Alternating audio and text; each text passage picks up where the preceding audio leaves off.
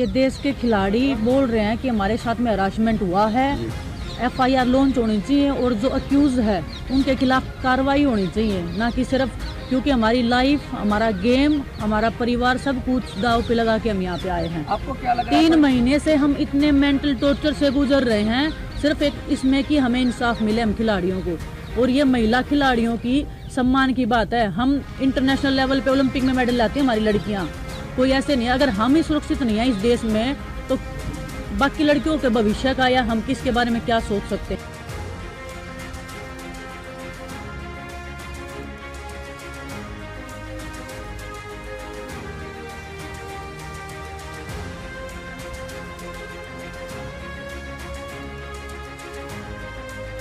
जंतर मंतर, ये नाम सुनते ही लोगों के जहन में जो ख्याल सबसे पहले आता है वो है धरने का।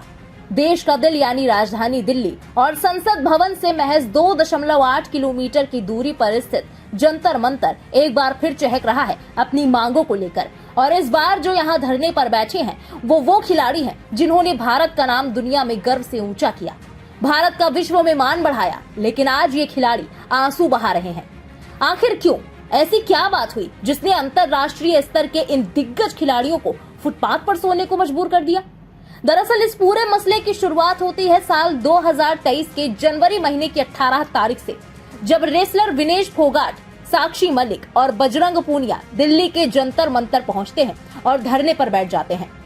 इंटरनेशनल लेवल के इन दिग्गज खिलाड़ियों के इस प्रकार से जंतर मंतर पर धरने पर बैठने की खबर आग की तरह पूरे देश में फैल जाती है।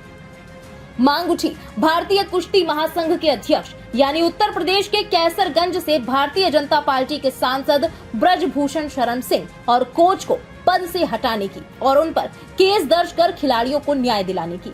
आरोप था कि ब्रजभूषण शरण सिंह और कोच नेशनल कैंप में महिला पहलवानों का यौन उत्पीड़न करते हैं। इस आरोप के बाद से देश की राजनीति में बवाल मच गया। फेडरेशन अध्यक्ष ब्रजभूषण शरण सिंह और कोच पर बेहद गंभीर आरोप लगाते हुए विनेश फोगाट ने कहा कि ब्रजभूषण शरण सिंह और कोच नेशनल कैंप में महिला पहलवानों का यौन उत्पीड़न करते हैं। ब्रजभूषण खिलाड़ियों के होटल में रुकते थे जो नियमों के खिलाफ है, यहाँ तक कि उसी फ्लोर पर अपना कमरा रखते थे जहाँ महिला पहलवान ठहरी है। जानबूझकर अपना कमरा खुला रखते थे। टोक्यो ओलंपिक में हार के बाद WFI के अध्यक्ष ने मुझे खोटा सिक्का कहा, मानसिक रूप से प्रताड़ित किया। मैं हर दिन खुद को खत्म करने की सोचती, मेरी हत्या भी हो सकती है। अगर मुझे या किसी पहलवान को कुछ होता है तो इसके पीछे ब्रजभूषण सिंह का ही हाथ होगा। वहीं अपने ऊपर लगे इन इतने गंभीर आरोपों को ब्रजभूषण सिंह ने सिरे से नकार दिया और कहा, किसी भी तरह का उत्पीड़न नहीं हुआ है, अगर ऐसा निकला तो मैं फांसी पर लटक जाऊंगा। अगले ही दिन यानी 19 जनवरी को रेसलर्स केंद्रीय खेल मंत्री अनुराग ठाकुर से मिले और अपनी बात रखी। करीब 4 घंटे तक बातचीत का दौर चला और उन्हें कुश्ती संघ के अध्यक्ष के जवाब का इंतजार करने को कहा गया। इसके बाद 20 जनवरी को रेसलर्स फिर से जंतर मंतर पर पहुंचे और धरना शुरू कर दिया। साथ ही ऐलान कर दिया कि न्याय मिलने तक अब वो कोई कैंप ज्वाइन नहीं करेंगे, न ही किसी कंपटीशन में भाग लेंगे। अब वो खेल और खिलाड़ियों के हक की लड़ाई लड़ेंगे। लेकिन 21 जनवरी की रात को एक बार फिर खेल मंत्री अनुराग ठाकुर से रेसलर्स की मुलाकात हुई। इस बार ये मुलाकात करीब 7 घंटे चली। इस दौरान खेल मंत्रालय ने एक ओवरसाइट कमेटी बनाने का फैसला लिया। मामले को गंभीरता से लेते हुए भारतीय ओलंपिक एसोसिएशन ने 7 सदस्यों की जांच कमेटी का गठन किया। कमेटी का अध्यक्ष देश का सिर कई बार गर्व से ऊंचा करने वाली मैरी कॉम को बनाया गया, जिन्हें इस पूरे मामले की जांच कर रिपोर्ट देने की जिम्मेदारी सौंपी गई थी। लेकिन 3 महीने बीत जाने के बाद भी जब कोई नतीजा नहीं निकला तो 23 अप्रैल को पहलवानों ने एक बार फिर जंतर मंतर का रुख किया। विनेश फोगाट, साक्षी मलिक और बजरंग पूनिया ने फिर से दिल्ली के जंतर मंतर पर धरना शुरू किया और इस बार जब तक ब्रजभूषण सिंह की गिरफ्तारी नहीं हो जाती तब तक धरना देने का ऐलान कर दिया। ये धरना 24 अप्रैल को भी जारी रहा। विनेश फोगाट समेत 8 पहलवान मामले को लेकर सुप्रीम कोर्ट पहुंच गए। इन्होंने कोच ब्रजभूषण के खिलाफ FIR दर्ज करने की अपील की। साथ ही पहलवानों ने हरियाणा की खाप पंचायतों से पहलवानों को न्याय दिलाने के लिए समर्थन मांगा। उन्होंने अपनी इस हक की लड़ाई में साथ देने के लिए सभी राजनीतिक दलों का भी स्वागत किया है।